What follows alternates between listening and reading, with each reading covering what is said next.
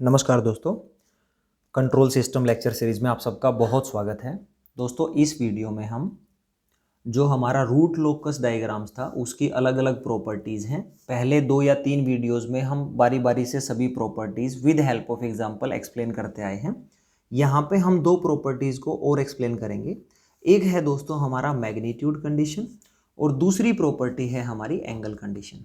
इसका मतलब ये है दोस्तों, अगर आपको रूट लोकस डायग्राम दे रखा है और उस डायग्राम में कोई भी एक पॉइंट अगर रूट लोकस ब्रांच पे एग्जिस्ट करता है तो उस रूट लोकस ब्रांच पे चाहे जो भी पॉइंट हो, उस पॉइंट पे आपका जो ओपन लूप ट्रांसफर फंक्शन है उसका ओवरऑल जो मैग्नीट्यूड होगा वो हमेशा 1 के बराबर होगा। और ठीक ऐसे ही रूट लोकस ब्रांच पे जो भी पॉइंट एग्जिस्ट करेगा उस पर्टिकुलर पॉइंट पे हमारा जो फेज एंगल होगा ट्रांसफर फंक्शन का वो हमेशा odd multiples of plus minus 180 degree होगा। तो दोस्तों यहाँ पे इससे रिलेटेड इंजीनियरिंग सर्विसेज में मैंने बहुत बार क्वेश्चंस आते देखे हैं, तो इसको हम with help of example explain करना चाहेंगे। मान लीजिए आपके पास एक open loop transfer function given है और वो जो है दैट इज के divided by S into S plus 1 ये है।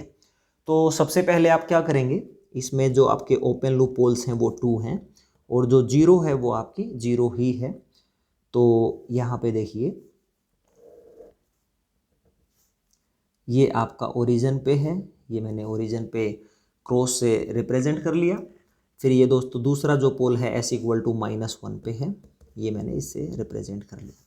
इसके बाद दोस्तों इस पोल के और इस पोल के बीच में अगर आप किसी भी एक पॉइंट पे खड़े होके राइट साइड चेक करोगे तो एक पोल है जो आपका रियल एक्सिस पे लाई करता है, यानी एक आपका ओड नंबर है। तो हम कह सकते हैं कि इन दोनों पोल्स के बीच आपका डेफिनेटली रूट लोकस ब्रांच बनेगा।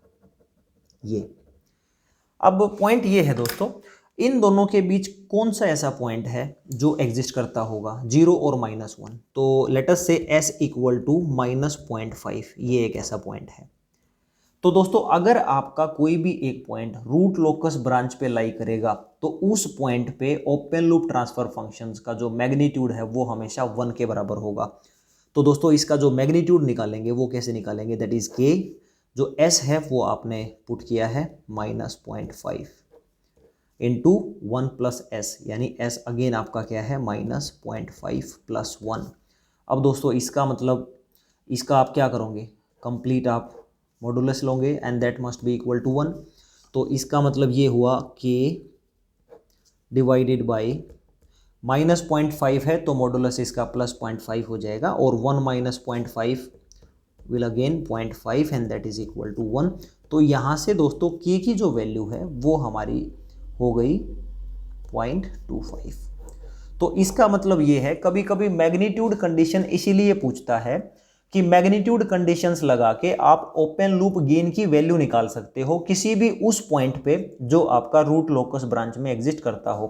तो यहाँ अगर हमने -0.5 रखा है उसके कोरस्पॉन्डिंग हम ये कह सकते हैं कि -0.5 पे हमारा ओपन लूप गेन की वैल्यू 0.25 है। अगर कोई कहे कि आप जो -0.6 पे निकालें तो इसमें -0.6 पुट कर दें, इसका कंप्लीट मॉडुलस इक्वल टू 1 होगा, वहाँ से आप के की वैल्यू निकाल सकते हो। अब दोस्तों बात करते हैं फेज एंगल्स की।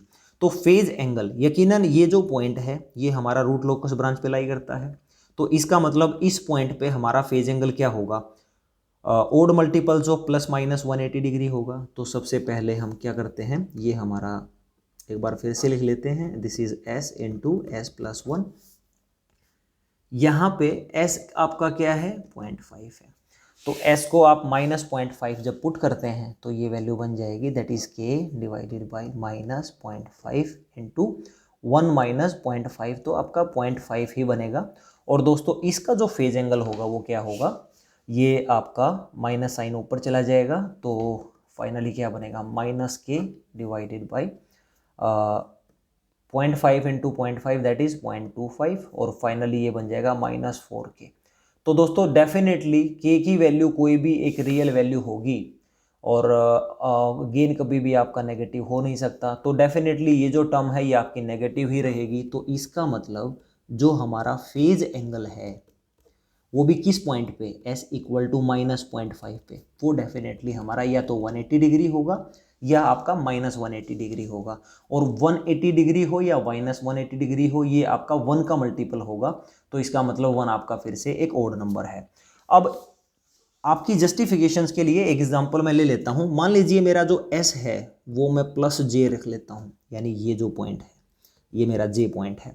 ये जो पॉइंट है ये आपका किसी भी तरीके से रूट लोकस ब्रांच पे लाई नहीं करता। तो इसका मतलब जब मैं इस पॉइंट को ओपन लूप ट्रांसफर फंक्शंस में पुट करूंगा और उसका जो फेज एंगल निकालूंगा, तो यकीनन वो phase angle odd multiples of ±180 degree नहीं आना चाहिए। अगर ओड मल्टीपल्स ऑफ ±180 डिग्री आ गया तो वो पॉइंट डेफिनेटली आपका रूट लोकस ब्रांच पे लाई करता है। ये पॉइंट ऑलरेडी लाई करता था, यहाँ का एंगल मैंने निकाल के दिखा दिया।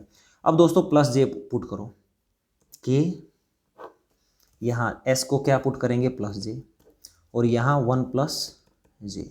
अब दोस्तों इसके बाद अगर आप फेज एंगल निकालना चाहते हो तो k आपका क्या है, एक रियल नंबर है पॉजिटिव, तो ये 0 वैल्यू है। ये j क्या होता है दोस्तों, j आपका 90 डिग्री पे एग्जिस्ट करता है, लेकिन ये डिनोमिनेटर में है, ऊपर आएगा तो क्या बनेगा -90 डिग्री। फिर दोस्तों 1 + j, इसका क्या होगा, tangent inverse of imaginary coefficient divided by real coefficients, तो ये बन जाएगा tangent inverse of 1/1 that is 45। ऊपर जाके ये -45 बन जाएगा। तो ओवरऑल जो आपका फेज एंगल है वो कितना बनेगा, दैट इज -135 डिग्री। अब जो -135 डिग्री है ये किसी भी तरीके से ओड मल्टीपल्स ऑफ 180 डिग्री नहीं है। तो इसका मतलब यहाँ से हम ये कह सकते हैं कि s इक्वल टू +j जो आपका पॉइंट था वो आपका रूट लोकस ब्रांच पे लाई नहीं करता है। और यही दोस्तों रूट लोकस डायग्राम्स की एडवांटेज है। राउथ हर्विट्ज क्राइटेरिया का यही लिमिटेशन था कि हम अलग अलग जो रूट्स हमारे थे उसकी एग्जैक्ट लोकेशंस हम फाइंड आउट नहीं कर सकते थे। इसमें रिलेटिव स्टेबिलिटी भी चेक होती है और आपके जितने भी रूट्स हैं उनकी लोकेशंस भी हम फाइंड आउट कर सकते हैं by observing the magnitude conditions and the angle conditions. I hope दोस्तों ये प्रॉपर्टीज आपको अच्छे से समझ आई होगी। This is the end of the video. Thank you so much for watching this video.